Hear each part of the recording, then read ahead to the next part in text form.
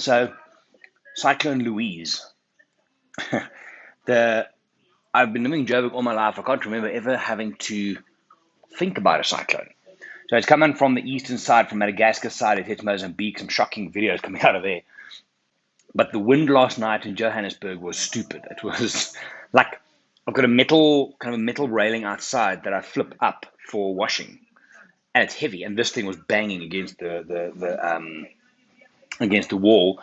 It is still, the wind is howling. It's raining. It's interesting. We don't get these weather things in South Africa, not like this. But yeah, there's apparently a lot of rain forecast for the week. Just listening to the radio now, traffic's a fuck up, so I might just hang back a little bit. But yeah, good weekend all in all. What are we talking about?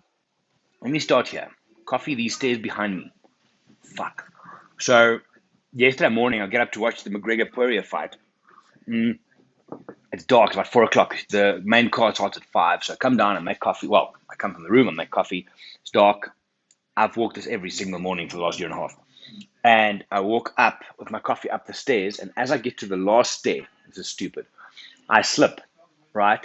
I fall forward. I hit my elbow, which is monster swollen, yeah, on the edge of the last step. The coffee cup hits the floor and it splashes up. It is still hurting here. What an idiot, hey? Yeah, so I slept with Germaline on my face to take the burn away. It's very strange. Um, the fight last night or yesterday morning, interesting. Did not see that coming. I'm a huge McGregor fan. I think, and since he's changed from his like bad boy, arrogant shit kind of vibe to the respectful professional he is now, I think it's phenomenal. I think he's a branding genius. I think the way he dealt with the loss was amazing. The sport's better with him in it, but Poirier came to the party, no doubt. Good performance. Um, What else? We pushed our opening of the Wild Eye office by another week because of COVID. So we're working instead of skeleton crew, kind of a rotating roster when we go in. So I've got Monday, Wednesday, Friday this week, Tuesday, Thursday from home. And I told you guys that I'm not going to do this every morning, only when I feel like it. So I think the last one was on Thursday, Friday last week. I can't even remember. But yeah, I almost did some. That's pretty cool. Nothing to report else, I think, this weekend. Went to good friends of mine, Bruce and Allison, on Saturday. Went for lunch, stayed for dinner. Great, awesome people. Mm, I don't know what to tell you really. There's not much on the go.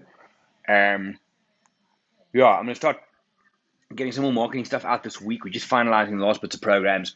My social media content manager had to go and test for COVID, so that kind of just delayed things a little bit. But we're gonna get back on that this morning. Um, the travel thing, hey. I saw this morning there was a news article about South Africa going on a list of countries coming into the US because of the new strain, blah, blah, blah, blah, blah. It's literally like every day there's something new, but I'm really starting to miss the travel side of it. And funny enough, the photography, not so much. Travel first, then photography. Experience first, then photography. That's me. But I was sitting here earlier this morning. So for my birthday, Wild Eye got me this one. Crushing it, Gary V. I think I read this years ago, but I'll read it again. I got all this stuff, really cool. And then I've got this 50 must-see geological sites in South Africa. Then with the travel aspects, how you get there and that. And then, as for you South Africans, more things to do in Murungan places, meaning, how does that translate even? In really remote places. And what it is in each province, things to do, how to get there, what you can do, birding, night driving, accommodation, jogging, like everything. So I was paging through this earlier this morning with my first cup of coffee, and the idea of just going, I don't know, there's this term called wanderlust where people you want to just get out there. And I've got a thing about New York City, always have, since the first time I got there. And looking on Instagram and movies and stuff, and it's like, shit, I wish I could get on a plane right now. The visuals coming out of there are just amazing. And I love it. It's just, I think we vibrate on the same energy, myself and New York. I wonder what it is though, because I remember coming to New York for the first time ever. Years and years and years ago, I was working on cruise ships. And the night before, it was the 6th of March, I just remember the year. The night before, we sailed into Manhattan. We parked, we went underneath the Verrazano Bridge, and then we docked just to the northern side, I think, of the Intrepid. aircraft carrier museum thing. That night before, we had a monster storm on board. I think it was like how they rate them, Gale 12, Force 12, whatever. So the Queen Mary was like 3.5 football fields long, Queen Mary 2, and like 55 or 45 meters wide. So we were standing in front. You would look out the sides of the ship, and it would go like this and this. So when you look to the one side, you see water and sky, and then it swapped around. It's probably the worst seasick I've had in my life. I was personal training at the time. I was running health and wellness on board. And my client at the time who I had on that cruise, his name was, I'm going to tell you now, Ed Rush. He was head referee or referee from the NBA or something. And we started training in the afternoon, like 2 o'clock, and the ship started going. In the hour, I think I ran to the bathroom 6 times to go and throw up. I do not do boats well. But like a second and third, well, by the third and fourth time, there's nothing left. Just your body goes, So he goes, I cancel the next client that I had. I go and lay down.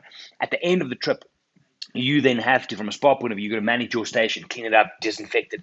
Because what was the thing they had on, you get coronavirus now, but the other one is norovirus on the ships. So you have to clean the whole thing, right? So I try, and spraying this disinfectant is just like with sick stomach, not great. Shit, this is back. So go and crash. I got up very early the next morning to do my cleaning and things. And that morning we docked at just close to the Intrepid there. And the Queen Mary is the same color as the Titanic, the black with the white and the red stripe. Because if you could take it back, Cunard and the white star line, Titanic. So go to some of the look. As we walked off the boardwalk and you look back at the ship, it was just pure white because of snow and ice and shit. So it was a monster storm. Now, take into account, I had lunch the previous day. I threw up like 400 times. Didn't eat anything. So I get off and I walk. And on 12th, as you come out of the docks, there was a guy, and it's snowing. So this was March? Yeah, March. So it's white with snow and everything. And I walk up to this hot dog vendor that was there. Just give me one with everything. Just, what do you want? Just everything. I smashed 2 of those. It's probably till today one of the best meals I've had in my life. Why did I tell you that? Oh, no, because, so New York. So it's funny, when you get to New York, like Times Square, and even like things, you walk past the Empire State and you see the Statue of Liberty and this.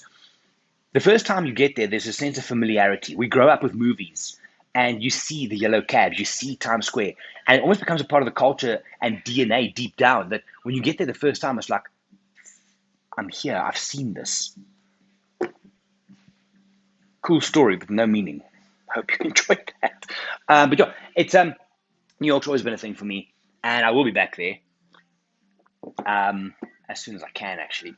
But yeah, I sometimes wonder if people who come to Africa for the first time, people who you watch documentaries, you watch Out of Africa, all that stuff from way back, I wonder if you then arrive in the Masai Mara, the Sabi Sands, wherever you go, if you walk off the plane or get out of the transfer vehicle, if you look around and think, shit, this feels familiar and this feels right. I wonder if it translates. Sorry, Rocky, not Rocky, my old dog. How did I get there? Miss him.